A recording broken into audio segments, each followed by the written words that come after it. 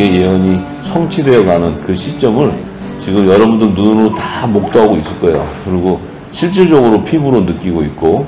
그런데 이제 그것은 시작에 불과한 겁니다. 이제는 고센 땅, 그러니까 애굽에 출애굽하기 전에 마지막 하나님께서 열재앙을 통해서 이제 그 출애굽을 시키실 때 그 하나님의 제사장 나라 백성들이 절대로 자기가 살던 그 터를 떠나지 않기 때문에 하나님이 재앙도 10번을 재앙을 내려서 마지막에는 사망, 죽음이라는 그 재앙을 이르렀을 때 그때서야 이 백성들이 화들짝 놀라서 뛰쳐나가요. 그래서 지금은 그때가 아니고 지금은 이제 요단강을 건너서 이제 마지막 하나님의 나라가 완성되는 이제 주님이 오시는 때가 되었기 때문에 이 땅은 주님이 오시는 것을 맞이하는 준비하는 거예요. 맞이하는 준비를 하려면 이 땅은 어두울 때까지 어두워져야 돼요.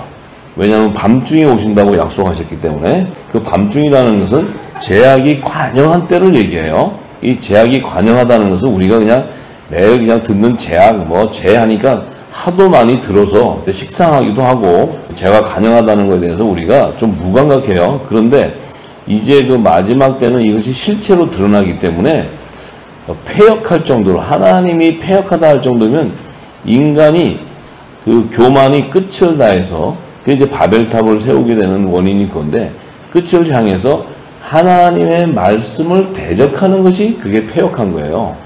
하나님 말씀을 대적하는 것이. 그래서 이제 그 대적을 하는 시대가 왔다는 것은 하나님의 진리가 나올 때가 되었기 때문에 대적하는 것이 더 강한 거예요. 그래서 그 빛이 강렬할 때 왜 그 빛을 하나님께서 어둠 가운데 발하냐면 빛을 발했다 그래가지고 이 세상의 제약이 고도지는 것이 아니고 빛을 발했을 때 하나님께서 그 빛을 담을 기름들에게 부어주기 위한 거예요. 그래서 이 빛을 담는 자들이 따로 있는 거예요. 세상의 모든 자가 빛을 담는 게 아니거든요. 그래서 이제 이 진리가 나올 때 그 빛을 담은 자들이 등불이 되어줘야 된다. 등불.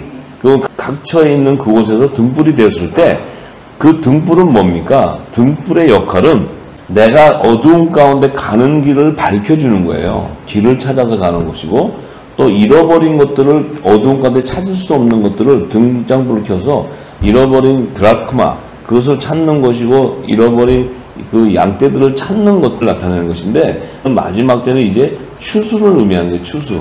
하나님이 택한 열매들을 다 거두시겠다는 거예요.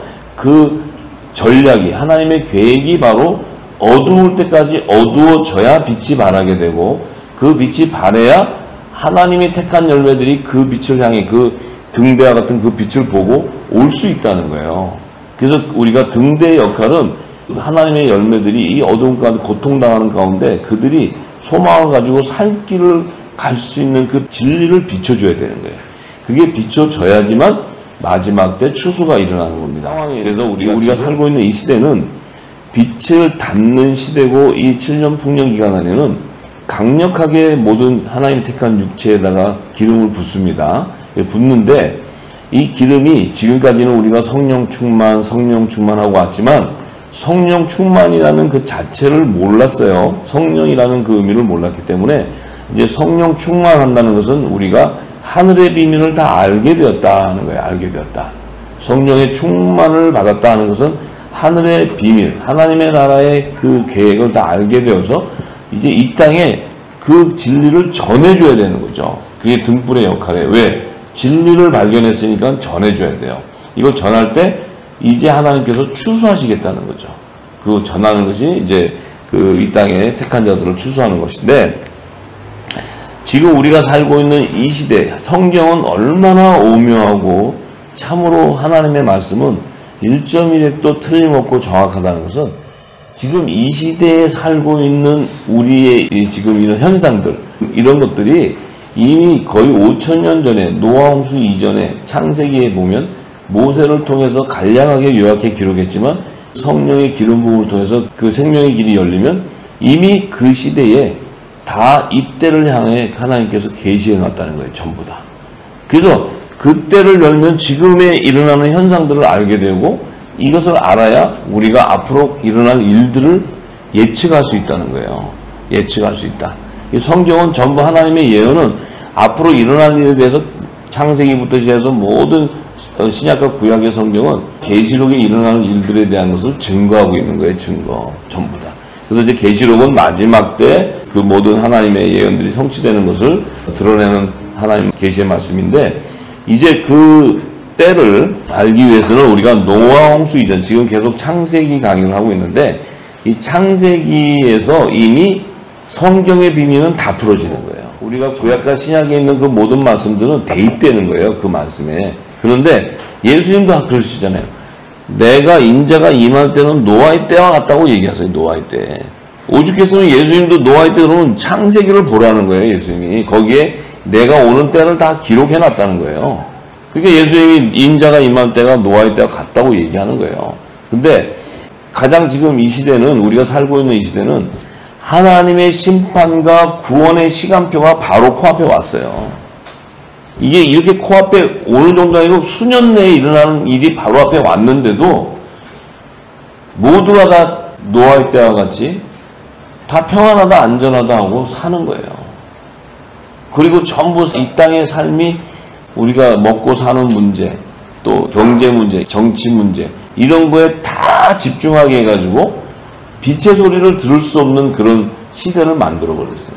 그러니까 그게 뭐예요? 두려운 영이 온 거죠. 두려운 영이. 경제 기근으로, 또 정치적으로 엄청난 또 핍박이 오는 것이고, 뭐 이런 통제사회 이런 것들이 실질적으로 이제 오는 그 초입에 들어왔어요. 우리가 초입에. 그런데 우리는 생각이 지금 어떤 생각이냐? 안일하다는 거예요. 이 말씀을 받는 자들도 아직도 아니래요. 받으면서도 아직도 내 안에 이 지금까지 오면서 살아왔던 그 삶의 그 어떤 내 테두리를, 분례를 벗어나지 못하고 있어요. 그러니까 하나님의 뜻과 하나님의 길은 우리하고 하늘과 땅 차이 달라요. 근데 하나님의 일이 가는데 우리는 지금 하나님의 그 놀라운 은혜를 경험하며 가면서도 우리는 이 땅에 붙잡혀서 가고 있다는 거예요. 그렇기 때문에 더욱 공고하게 되고 더욱 두려워지는 거예요. 점점 더 두려워져. 왜? 환경은 점점 더 열악해지고 내 믿음은 점점 더 하나님이 다른데 두려워지는 거예요. 그래서 그 길을 통과해야 되는데, 그 길은 통과할 수 있는 것은 하나님께서 기록한 말씀이 다 열려서 그 말씀이 내게 생명이 돼야 돼요. 그리고 그 말씀의 실체가 내게 와서 그 믿음이 생겨야 돼요. 믿음. 그 믿음으로 말미암지 않고서는 그 길을 통과할 수가 없어요. 우리 생각으로 맞다. 맞아. 그렇지. 좋은 말씀이야. 은혜 됐다. 그걸로 통과될 수 있는 게 아니에요. 통과된 열매는 반드시 열매로서의 본질이 드러나게 돼 있고 열매로서의 형체가 나타나게 돼 있어요. 열매는. 그리스도의 열매, 그리스도의 향기, 성령의 열매, 성령의 열매로 나타나게 돼 있다는 거예요. 그게 안 나타난다면은 그 열매가 아니라는 거예요. 그 마지막 추수 때는 그 열매를 거두시겠다는데 그 열매가 안 됐다면 거둘 수가 없죠.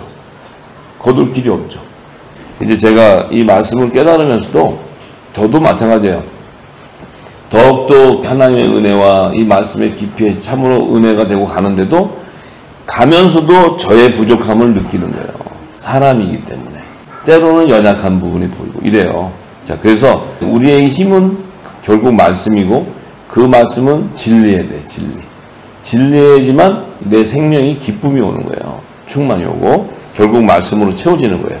그래서 이제 모세를 통해서 노아 홍수 이전 시대에 우리가 살고 있는 지금 이 시대의 하나님의 심판과 구원의 시간표를 이미 6일간의 창조 기사, 창세기 1장의 기사 중에 넷째 날에 이미 기록을 할 때 모세는 그 기록 안에 이렇게 기록해요. 창세기 1장 14절에서 19절이 넷째 날에 대한 기록인데 그 기록에 보면 14절에 어떻게 기록을 하냐면 하나님이 가라사대 하늘의 궁창에 광명이 있어 주야를 나뉘게 하라 하고 또 그 광명으로 하여 징조와 사시와 일자와 연한이 이루라. 그러니까 그 광명이라는 것은 밤과 낮을 주야를 나누게 되는데 그 주야를 나누는 광명을 통해서 하늘의 징조, 하늘의 징조는 바로 그리스도의 초림과 재림에 대한 징조를 얘기해요. 그 징조에 대한 계시예요. 그런데 그 징조의 때가 어떻게 이루게 되냐면 사시라는 것은 사계절을 얘기해요. 사계절. 그 사계절이라는 의미는 뭐예요? 절기에 대한 계절을 얘기하는 거예요. 절기. 칠절기에 대한 계절을 의미하는 거예요. 이게 예수님이 말씀하셨잖아요. 겨울철에 일어나지 않게 너희가 조심하라고 얘기해요. 겨울철. 그러니까 이 봄, 여름, 가을, 겨울 이 절기에 대한 비밀을 얘기하시고 그 다음에 일자는 하루 24시간 연한 그런 365일 그 1년 2년을 얘기하는데 그 의미는 뭐냐? 7일 안식일과 7일 안식년과 또 50년 주기로는 신년을 그 주기를 따라 이 징조에 대한 시기를 계시해 주겠다는 거예요. 그리고 이 사시는 절기를 통해서 그 추수할 열매들이 절기 안에 다 함축되어 있다는 것을 계시하는 거예요. 모세를 통해서. 그럼 이 한 구절 안에 이미 하나님의 시간표가 정해져 버렸어요.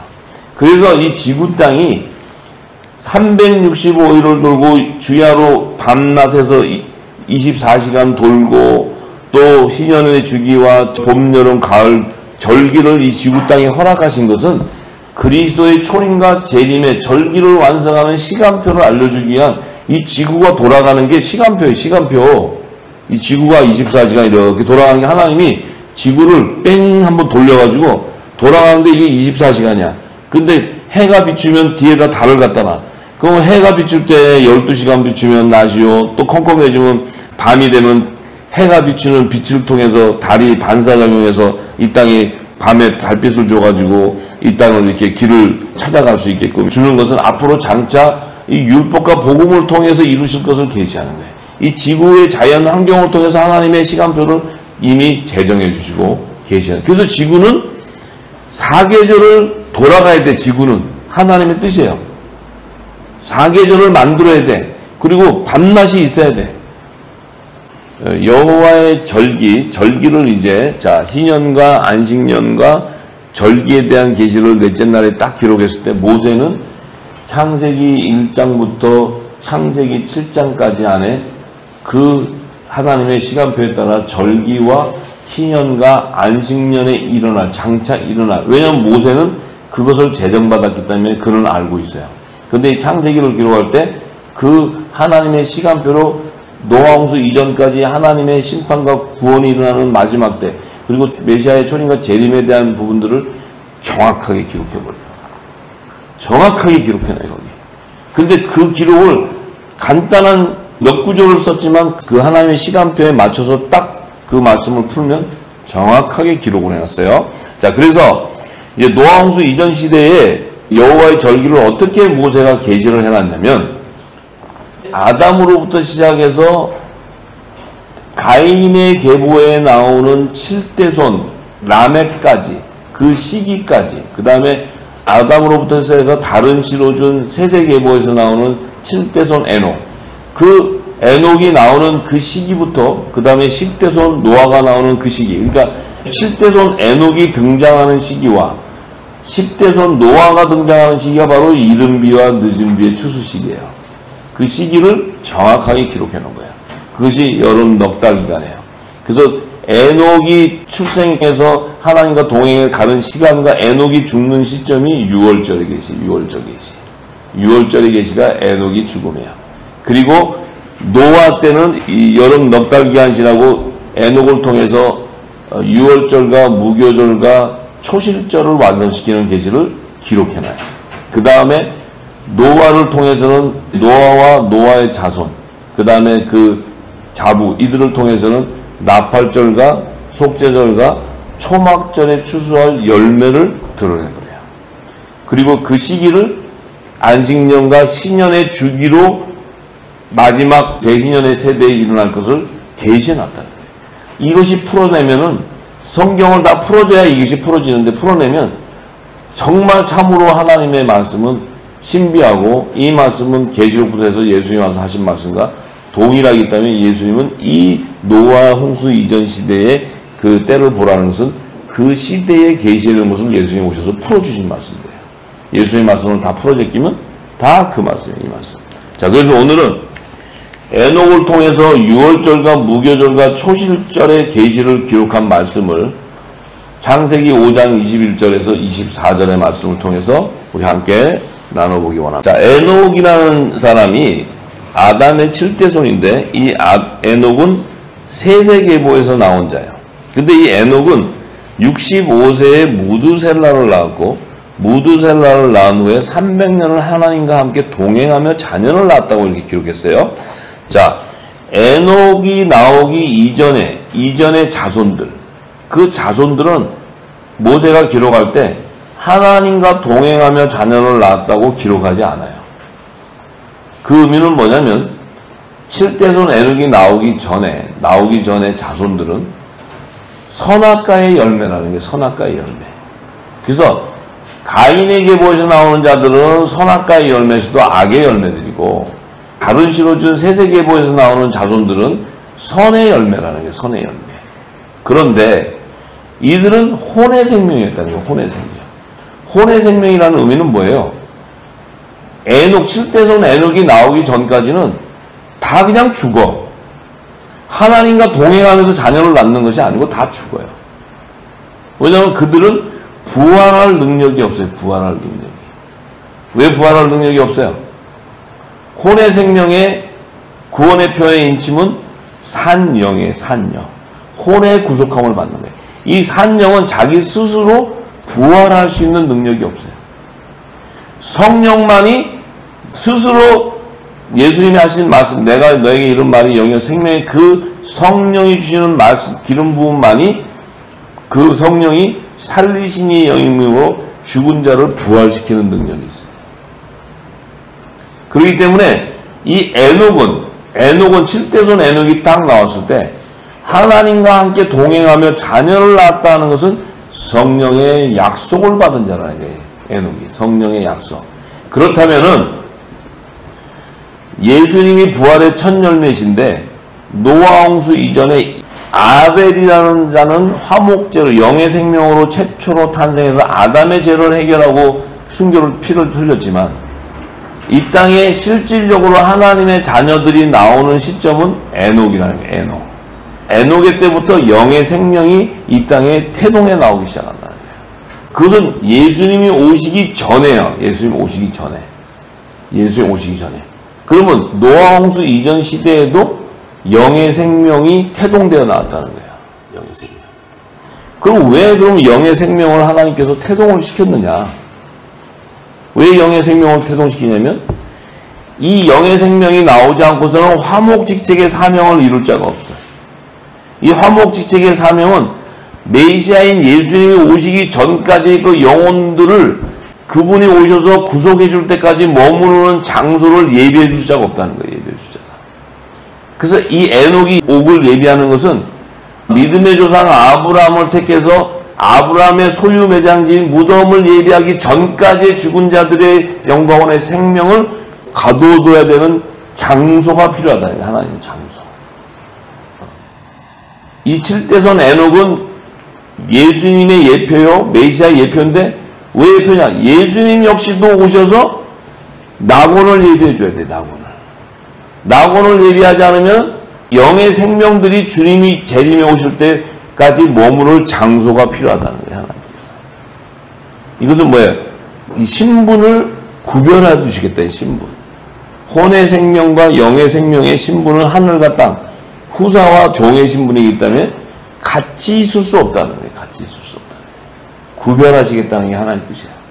자, 그래서 이 에녹이 이제 하나님과 함께 동행하며 자녀를 낳았다는 것은 영의 생명이었기 때문에 이 에녹을 통해서 이제 하나님의 자녀들, 영의 생명들이 나오기 시작했다는 거예요, 이제. 그래서 노아도 나오게 되는 거예요, 노아도. 자, 그런데 그 이제 영의 생명의 새 생명들이 나오기 시작했는데 갑자기 그가 365세를 향수해버렸어. 죽었어. 그런데 에녹이 하나님과 동행하더니 하나님이 그를 데려가심으로 세상에 있지 않다. 이제 이 세상에 있지 않다는 것은 죽음을 얘기하는데 죽었는데 하나님이 데려가셨대. 자, 이 에녹은 하나님이 데려가셨다는데 이 에녹은 지금 에녹은 성령의 약속을 받은 자녀로 예표는 됐지만 아직은 성령의 열매는 되지 않은 자예요. 성령의 열매는 언제 돼요, 에녹이? 오순절날 마가다락방에서야 성령의 열매가 되는 거예요. 시점을 잘 알아야 돼. 만약에 에녹이 부활의 첫 열매가 되었다면 예수님은 부활의 첫 열매가 안 되는 거예요.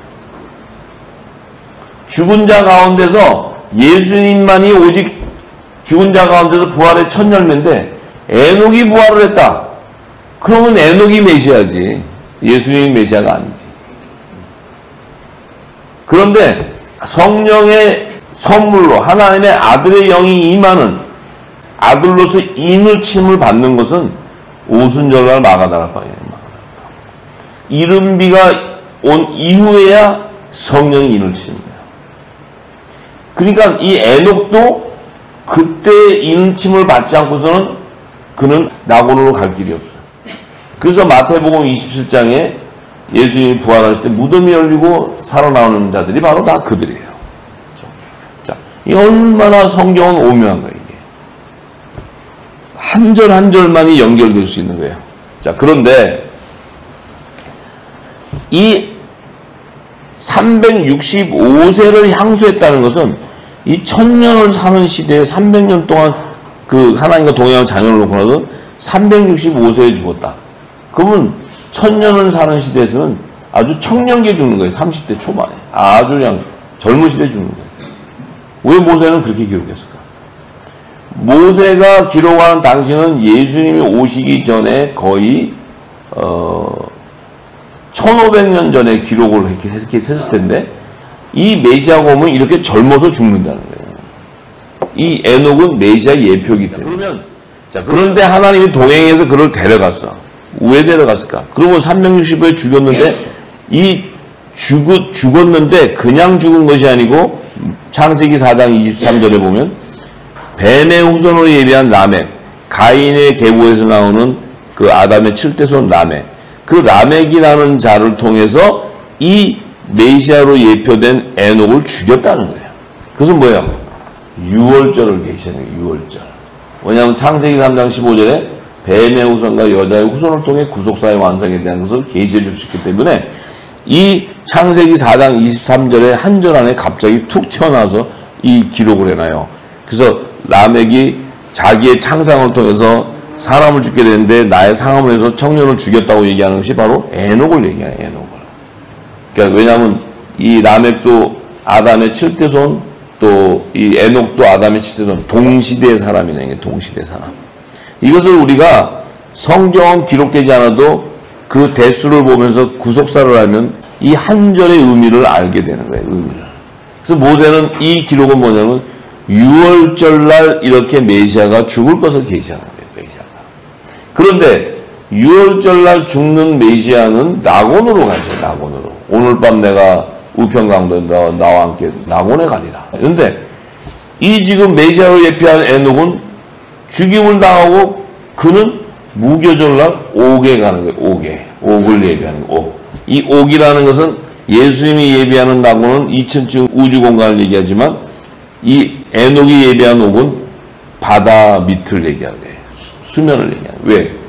노아 홍수로 물심판을 통해서 이 땅은 물로 다 수장되기 때문에 이 계시를 알아야 돼요. 그래서 바다에서 나오는 자가 있다고 기록하는 게 성경은. 의미 없이 기록하는 게 아니에요. 이게 다 맥이 맞아야 성경은 의미 없이 그냥 툭툭 써놓은 것이 아니고 이 프레임이 딱 맞아야 그 의미를 알 수 있는 거예요. 전부 다. 자, 그래서 그것을 이제 우리가 지금 생명의 길을 다 연결해 가는데 그 의미는 뭐냐면 아담의 6대손들까지 그러니까 세세계보에서 나오는 아담의 6대손들은 뭘 의미하냐면 율법 아래 있는 여자의 자손들을 계시하는 거예요. 여자의 자손들. 요들은 뭐야? 선악과 열매로 맺혀지는 혼의 생명이라 이렇게 얘기하는 거예요. 그러면 요 지금 7대손 에녹은 뭐예요? 생명나무의 첫 실과의 열매라는 거예요. 에녹이. 물론 아벨을 통해서 나왔지만 아벨은 피를 흘리고 자기 자손을 낳지 않았지만 에녹은 생명나무의 실과로서의 첫 열매로 등장해서 그 실과들이 이 땅에 풍성하게 나오는 것을 얘기하는 거예요. 그 의미는 율법 아래 있는 여자의 자손들 가운데 아들의 명분으로 세워지는 자를 의미하는 거예요. 에녹이. 이게 지금 메시아를 계시하는, 예수님을 계시하는 게 계속. 이 에녹을 설명하면 예수님을 생각하고 있어야 돼, 예수님. 장차 요 에녹이 나올 당시 3000년 정도 후에 오실 메시아. 지금으로부터 예수님 2000년 전에 오셨으니까 요 에녹 시대만 한 5000년 전이면 예수님 오시기 전에 한 3000년 전이다. 대략. 그런데 이미 3000년 후에 장차 오신 메시아를 에녹을 통해 계시하고 있는 거예요, 지금. 전부 다. 그러니까 이것을 풀면 예수님이 어떻게 오시고 어떻게 죽음을 맞이하고 하는 것이 다 나와요. 자, 그래서 그 의미는 뭐냐면 이 6월절이 되어야지만 메시아 안에 있는 하나님의 씨가 이 땅에 나온다는 거예요. 예수님이 오셔서 죽임을 당해야지만 그분 안에 있는 씨가 열매로 나온다는 거예요. 그 씨가 바로 좋은 씨를 얘기해요. 좋은 씨. 그 좋은 씨의 의미는 창세전에 말씀 안에 있었던 복음의 씨라는 거예요. 말씀 안에 있었던 씨. 그 씨가 바로 천국의 아들들이다. 이 아들들이 나오는 시점이 에녹에 등장하면서부터 새 생명으로 영의 생명들이 이 땅에 창궐하기 시작했다. 나오기 시작했다. 그것을 우리가 딱 알고 있어야 돼요. 그 의미는 뭐예요? 영의 생명인데 이들은 장차 어린 양의 생명책에 기록되어 있는 성령의 약속을 받은 자들이다. 이들이 바로 복음의 씨인데, 좋은 씨인데, 이들이 이미 창궐하기 시작하고 나오기 시작했다. 이제 에녹으로부터 시작됐다는 거예요. 자, 그런데 히브리서 11장 5절에 가면 믿음으로 에녹은 죽음을 보지 않고 옮기었으니 하나님이 저를 옮기심으로 다시 보이지 아니하리라. 저는 옮기기 전에 하나님을 기쁘게 하는 자라 하는 증거를 받았으니. 자, 에녹은 죽기 전에 하나님을 기쁘게 했다는 건 뭐예요? 화목직책의 사명자였다는 거예요. 화목직책의 사명자. 하나님이 기뻐하는 것은 화목직책을 맡은 자가 하나님과 이 땅에 하나님이 거둘 열매들과 화목하게 하는 거예요. 생명나무신 예수님이 이 땅에 오셔서 생명나무의 12가지의 실과와 생명나무 잎사귀를 연합하는 것은 하나님과 화목하게 하는 거예요. 하나님과. 종과 아들을 화목시키는 거예요. 하나님과. 그래야 생명나무가 완성되는 거예요. 완성. 자, 그런데 이 에녹을 잘 보세요. 이제 제가 이제 하나씩 풀어도 이 질문을 하도 해가지고 내가 입이 아파 죽겠는데 이걸 이 설명을 하면서 얘기를 해야지 이거 그냥 이 말씀만 얘기하면 여러분들 암만 얘기해도 이게 머리에서 안 지워집니다. 자, 믿음으로 에녹은 죽음을 보지 않고 옮겼다. 에녹은 뭘 믿어요? 에녹은 무슨 믿음을 가졌나요? 에녹이 사는 당시에 그리스도가 왔어요?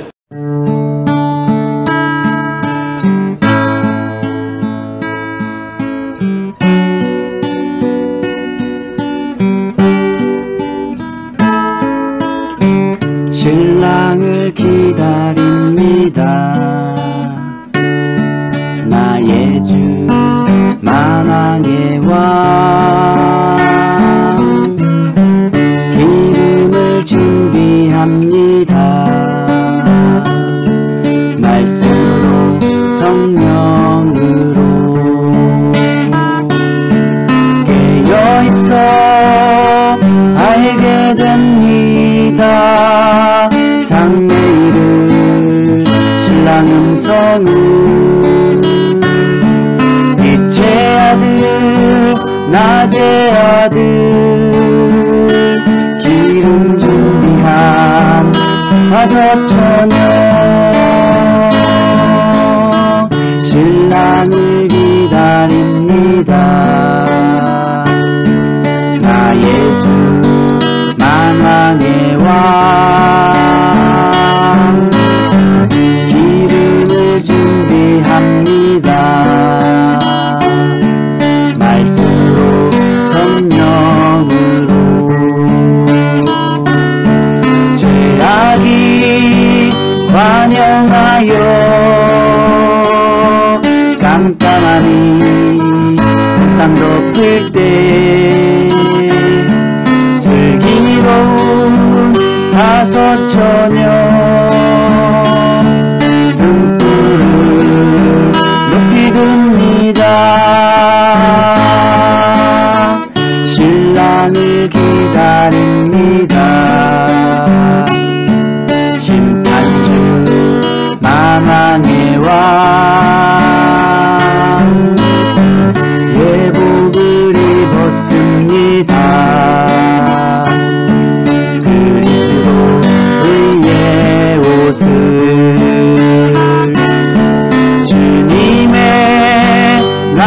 말소리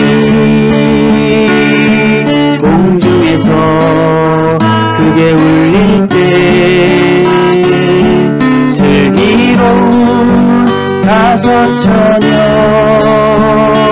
혼인잔치에 참여합니다. 마라나타 아멘 주 예수여 어서 오소서. 마라나타 아멘 주 예수여 어서 오소서. 마라나타 아멘 주 예수여 어서 오소서.